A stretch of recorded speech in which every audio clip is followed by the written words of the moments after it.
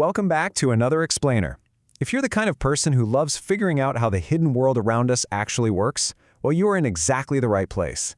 Today, we're diving into something that is literally saving lives every single day, right under our noses: Safety Instrumented Systems, or SIS for short. If you're a beginner to all this industrial engineering stuff, don't worry. We're going to cut through all the complex acronyms, paint a really clear picture of how this works, and figure out exactly how massive chemical plants and oil refineries stop catastrophic disasters in their tracks. It is honestly super fascinating, so let's get into it. So here's our quick roadmap for today. We're going to hit the industrial safety challenge first, then break down the difference between BPCS and SIS. After that, we'll look at the actual anatomy of an SIS, decode how engineers measure safety using SIFs and SILs, and finally, we'll wrap up with how they design these systems for absolute reliability. Okay, I want you to imagine, just for a second, the absolutely massive stakes at play inside a modern petrochemical refinery. We're talking mind-boggling pressures, boiling chemicals, highly volatile gases. Now, what happens if a primary valve just gets stuck? Or a regular control computer totally freezes up? The temperature starts rising, the pressure spikes. What happens when those standard, everyday operational controls just suddenly fail? Well, without a completely independent backup plan, we're looking at massive property loss, environmental devastation, toxic releases, and worst of all, the loss of human life. It's serious stuff. To stop that from happening, facilities use a strategy called layers of protection. Because in industrial environments, safety is never just one single thing, right? It's a cascading series of safety nets. At the bottom, you've got your basic day-to-day controls, your alarms, your human operators. But if all of those fail, you move up the danger ladder. Those red and yellow zones you're seeing, that is the safety instrumented system. It acts as this critical, fully automated, absolute last line of defense right before a disaster hits, and right before passive physical barriers like huge concrete containment dikes have to do the heavy lifting. All right, Section 1, the Industrial Safety Challenge. Let's define what we're actually dealing with here. So a Safety Instrumented System, or SIS, is basically an independent guardian angel for an industrial facility. It's a completely distinct, dedicated set of engineered hardware and software controls, and its sole purpose in life is to just monitor for dangerous conditions and automatically pull the plug, execute a safe shutdown if things go sideways. The really key word here is passive. The SIS just sits there. It's completely dormant. It is not adjusting flow rates or trying to make production more efficient. It is entirely invisible until a critical emergency demands an immediate, life-saving intervention. Which brings us to Section 2, BPCS versus SIS explained. Let's compare these two systems. Now, in any plant, the everyday workhorse is the basic process control system, the BPCS. This is the active, dynamic system. It's constantly taking in data from sensors and tweaking valves and pumps to perfectly regulate things like pressure, temperature, and flow. It is 100% focused on optimizing the plant to be as efficient as possible. This is the system the human operators are actually staring at and interacting with on their computer screens all day long. So the absolutely crucial thing to grasp here is the strict separation between these two systems. Think of the BPCS as the cruise control in your car. It's active, right? It's constantly adjusting the throttle to keep you moving smoothly and efficiently. But the SIS? The SIS is the airbag. It's completely dormant in your steering wheel, doing absolutely nothing to help your gas mileage. But the split second you hit a wall, it deploys independently to save your life. It only cares about safety. And just like your airbag isn't wired into your cruise control computer, the SIS has to be physically and logically totally separate from the BPCS. Moving on to Section 3, the anatomy of an SIS. Let's crack this thing open. You can really see the strict sequential flow of a safety function here, what we call sensing to action.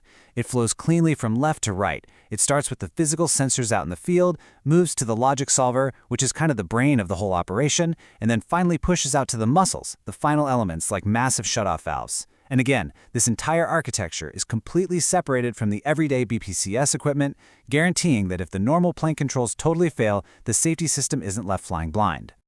Let's zoom in on that first component, the sensors. These are the eyes and ears of the safety system. These transmitters are actively hunting for abnormal deviations, like a pressure spike that's suddenly way outside the normal, safe limits. And remember that independence we just talked about? Engineers will literally drill completely separate holes, they call them process taps, into a pipe specifically just for the SIS sensors. Why go through all that trouble? Because if the SIS and the regular control system share the exact same tap, and that tap got clogged up with debris, well, both systems would instantly go blind at the exact same time. Engineers call that a common mode failure, and physically separate sensors are how you prevent it. Okay, so next, that sensor data flows right into the logic solvers. This is the brain of our guardian angel. Modern industrial plants use what are called safety-rated programmable logic controllers, or safety PLCs. This brain is built with insane levels of fault tolerance, and it runs intense, continuous self-diagnostics. In fact, it is specifically designed to be fail-safe. What that means is, if the brain itself suffers some sort of internal electrical short or hardware breakdown, it doesn't just freeze up and do nothing. It's hardwired to automatically drop its power and default the whole system to a safe, shutdown state. And finally, if that brain decides a safety threshold has actually been crossed, it fires a signal straight to the final elements. These are the muscles. We are talking about massive automated actuators, incredibly heavy-duty valves, and large electrical relays. These elements are the ones executing the actual shutdown command. They're the ultimate physical intervention. They will literally slam a giant pipeline shut to choke off a flow of combustible fuel, or instantly open a huge relief valve to vent out explosive pressure. They actively isolate the hazard. Okay, Section 4, Measuring Safety, SIFs and SILs. Let's decode some more jargon. First up, the SIF, or Safety Instrumented Function. Now, a SIF is not the entire plant's safety system. It's just one single control loop designed to address one very specific hazard. So, for example, a sensor detecting abnormally high pressure in one specific boiler, which is wired to a solver, which then tells one specific gas valve to close. That one complete action, that's a SIF. So an entire SIS is really just a collection of multiple individual SIFs, each one looking out for a totally unique and specific hazard somewhere in the facility.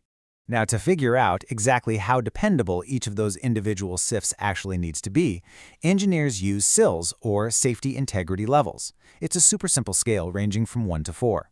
And they use this to precisely quantify how much risk a function can actually reduce. Basically, the higher the number, the more ridiculously reliable that safety function has to be at preventing a disaster. But here is where it gets really interesting. There's a massive trade-off.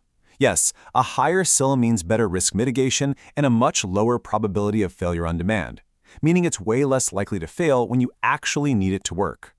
But moving from, say, a SIL 1 to a SIL 3, that massively skyrockets both the engineering complexity and the financial cost. Actually, it's a known rule of thumb in the industry that if an engineer calculates a process is so dangerous it requires a SIL 4 safety system, the fundamental design of that plant is probably just fatally flawed. A SIL 4 system is so wildly complex and so incredibly expensive that it's usually cheaper and smarter to just tear up the blueprints and redesign the chemical process from scratch so it's inherently safer to begin with. All right, our final section, Section 5, Designing for Reliability. So how do they guarantee these systems actually work? The secret sauce here is redundancy. Specifically, through a concept engineers call voting arrangements. Because let's face it, absolutely no piece of hardware is 100% reliable.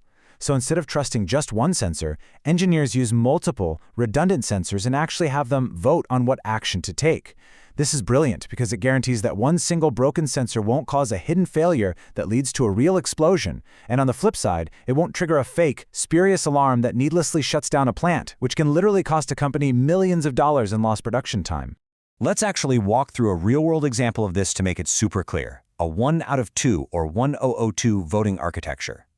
Imagine 2 pressure switches installed side by side on a giant tank.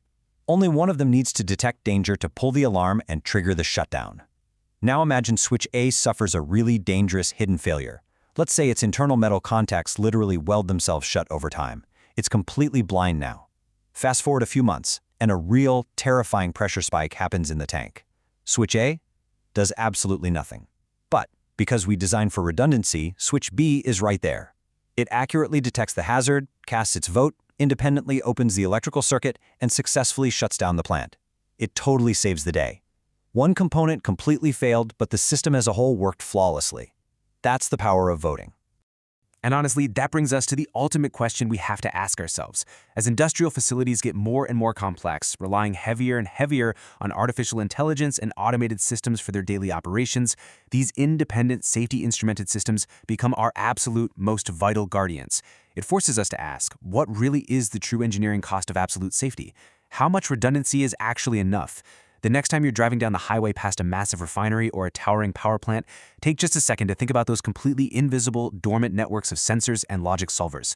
They're just quietly watching over us, waiting for that one critical second they are needed to prevent the unthinkable. Pretty amazing stuff, right? Thanks so much for joining me on this explainer, and as always, keep learning.